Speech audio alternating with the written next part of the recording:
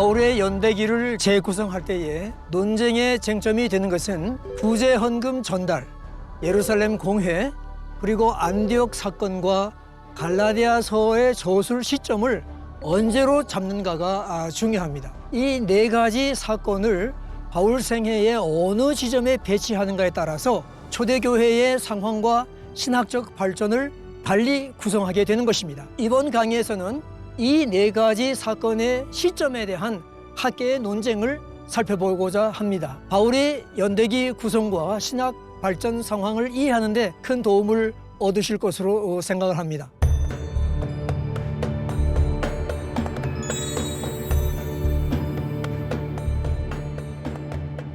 먼저 갈라디아서 2장 1절에서 10절과 사도행전 15장에 기록된 내용이 같은 시기를 말하는 것인가 아니면 다른 경우였는가를 먼저 살펴보아야 할 필요가 있습니다.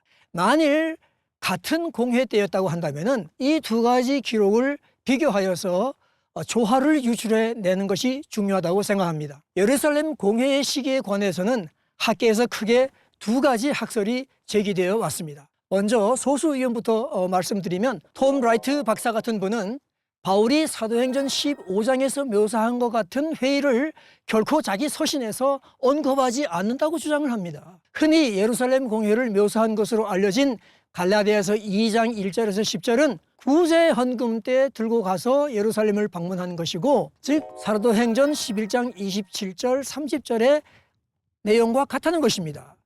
또 안디옥 사건 이후에 갈라디아 교회에 생긴 문제를 들었고, 그래서 갈라디아에 편지를 보내고 그 후에 예루살렘으로 가서 사도행전 15장에 묘사된 공회에 참석했다고 주장하는 것입니다. 시기적 순서를 구제헌금 전달, 안디옥 사건, 갈라디아 편지, 그 다음에 예루살렘 공회로 보는 것입니다. 그러나 이 주장에는 모순이 있습니다. 바울과 바나바는 안디옥에서 동역할 때에도, 그리고 1차 선교여행 때에도, 그리고 예루살렘 공회 때에도 같은 신학적 입장을 유지했습니다. 이방 성도들은 할례와 율법을 지키지 않아도 된다는 입장을 가지고 있었습니다. 그랬던 바나바가 안디옥 사건 때에는 야고보에게서 온 사람들을 두려워하여서 이방 성도들과 식사를 하지 않는 것 같이 행동한 베드로를 따라가면서 바울과 다른 모습을 보이지 않았습니까? 그런데 안디옥 사건 뒤에 있은 공회에서 다시 바울과 같은 입장을 견지했다? 이건 앞뒤가 맞지 않는 부분이 있습니다. 오히려 안디옥 사건이 예루살렘 공회보다 뒤에 발생한 것으로 보는 것이 더 설득력이 있는 것입니다. 또한 바울이 이방 성도들에게 할례와 율법을 강조하는 신학을 극렬히 반대한 것은 1차 갈라디아 선교를 마친 후였다는 것이 중요합니다. 바울이 그들에게 우리가 한시도 복종하지 아니하였으니 이는 복음의 진리가 항상 너희 가운데, 갈라디아 성도들 가운데 있게 하려 함이라고 말씀했던 것입니다. 여기서 너희는 바로 갈라디아 성도들을 가르치기 때문에 그렇습니다. 따라서 거짓 형제들이 예루살렘에서 내려와 할례와 율법 준수를 하지 않는 이방 성도들의 자유를 엿보고 할례를 강조하기 시작한 것은 갈라디아 선교 이후였다는 것을 나타내는 것입니다. 사도행전 15장 1절과 갈라디아서 2장 4절 5절은 이런 상황을 묘사하고 이로 인해 예루살렘 공회가 안디옥 사건 전에 있었다고 봐야 할 것입니다. 두 번째로 다수 의견인데요. 사도행전 15장의 예루살렘 공회는 갈라디아서 2장 1절에서 10절에 기록된 사건과 동일한 회의인데 사도행전 15장에 기록된 대로 1차 선교여행 후에 공회가 모였다고 보는 것입니다. 첫 번째 견해보다는 훨씬 나은 해석입니다. 하지만 이 견해를 견지하는 대부분의 학자들은 사도행전 11장 27절에서 30절에 기록된 기근 구제 헌금을 전달하기 위하여 바울의 예루살렘에 간 적은 없다고 부인을 하는 것입니다. 어떤 학자들은 누가가 공회에 참석하러 갈 때에 기근 구제 헌금도 가지고 갔는데 마치 2번 방문한 것 같이 구분해서 기록했다고 주장하기도 합니다. 저는 새로운 해석을 제안한 바 있습니다. 구제 헌금을 전달하기 위한 방문을 기록한 사도행전 11장 27절에서 30절은 갈라디아서 2장 1절에서 3절까지와 같은 방문이고 사도행전 15장의 예루살렘 공회는 갈라디아서 2장 4절부터 10절까지의 내용과 같은 회의라고 주장한 바가 있습니다. 그런데 바울과 누가가 그 기록 목적에 따라서 약간 달리 묘사한 것으로 해석을 했습니다. 다시 말해서 갈라디아서 2장 1절에서 10절은 한 번의 방문이 아니라 두 번의 예루살렘 방문을 묘사한다는 뜻입니다. 갈라디아서 2장 1절에서 3절과 4절에서 10절 사이에는 하나의 연속된 에피소드로 보기가 어려운 차이가 보입니다.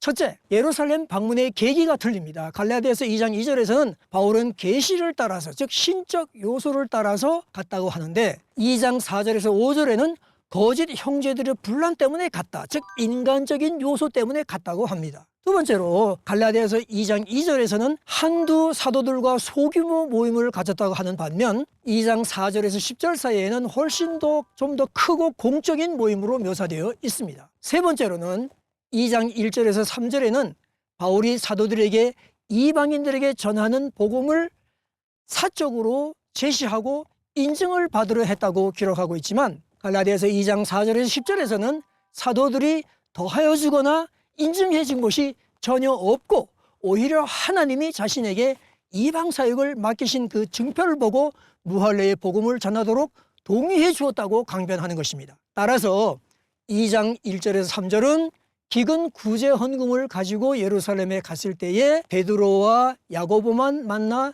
자기가 이방인들에게 전해온 복음을 개인적으로 설명하고 그들의 의견을 들은 것이고 사도들은 그 복음을 인정했던 것으로 바울은 기록하는 것입니다.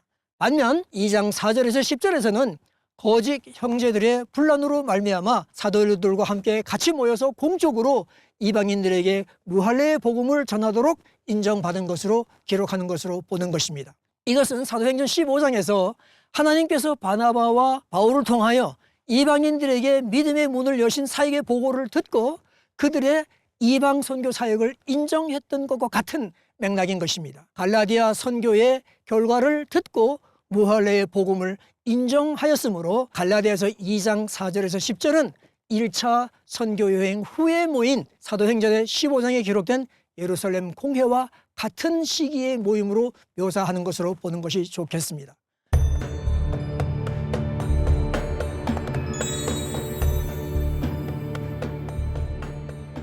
이제 안디옥 사건의 시기를 한번 살펴보겠습니다. 베드로가 안디옥에 와서 이방 형제들과 식사 교제를 해온 것으로 볼 때에 유대인과 이방인의 식사 교제가 가능하도록 정한 예루살렘 공회가 안디옥 사건보다 먼저 있었던 것을 우리는 알 수 있습니다. 바울이 예루살렘 공회 이후에 안디옥 사건을 기록하는 것을 보아도 그렇습니다. 또 갈라디아서에 안디옥 사건이 언급되어 있기 때문에 그 사건 후에 갈라디아서가 기록된 것은 자명한 것입니다.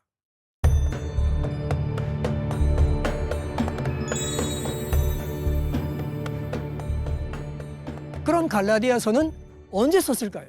FF 브루스 박사는 안디옥 사건 직후 예루살렘 공회 전에 썼을 것이라고 주장을 했습니다. 그 이유는 공회에서 율법과 할례를 부과하지 않기로 결정했기 때문에 공회 이후에 갈라디아 교회에 문제가 생길 리가 없었다는 것입니다. 만일 갈라디아서가 예루살렘 공회 후에 써졌다면 갈라디아 교회에 문제가 생겼을 때에 바울이 틀림없이 공회의 결정문을 알리면서 사도들이 할례 받지 않았다고 해도 됐는데 하고 자기가 편지했을 텐데 바울이 그러지 않은 것으로 보아서 갈라디아서가 공회 전에 쓰여졌다는 것입니다. 하지만 이 해석은 예루살렘 공회 이후에도 왜 고린도에서 같은 문제가 생겼으며 또 바울이 로마 교회를 비롯하여 에베소 교회, 빌립보 교회, 골로새 교회 같은 교회들에게 유대주의자들을 경고하지 않을 수 없었는가에 대한 고려가 부족한 것입니다. 예루살렘 공회의 결정으로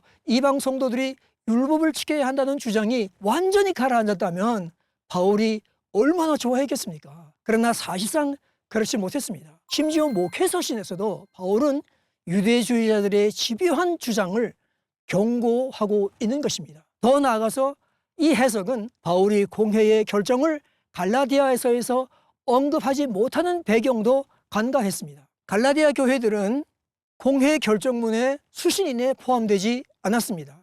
예루살렘 공회의 결정으로 모든 문제가 해결되었고, 그래서 율법 문제가 다시 제기되었을 리가 없다고 보는 것은 상황을 너무도 단순하게 보는 것입니다. 이 논리로 한다면 공회에서 유대인과 이방인 성도들 간의 식사 교제를 위해 규범을 만들었는데 그 후에 안디옥 사건이 왜 생기겠습니까?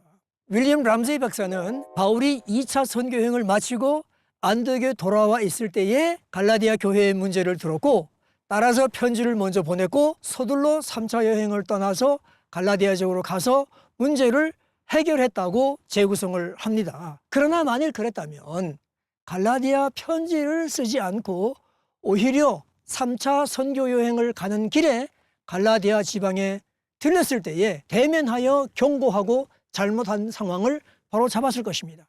갈라디아서를 쓴 이유는 갈라디아 지역에 갈 수 없는 장소와 상황이 있었기 때문에 그런 것입니다. 뿐만 아니라 계속해서 방문한 아시아, 마게도니아, 아가야에 있는 교회들에게도 강력한 경고를 했을 것입니다. 그렇다면 몇 년 후에 에베소 장로들을 밀레도로 다급히 불러서 다시 경계하지 않아도 되었을 것입니다.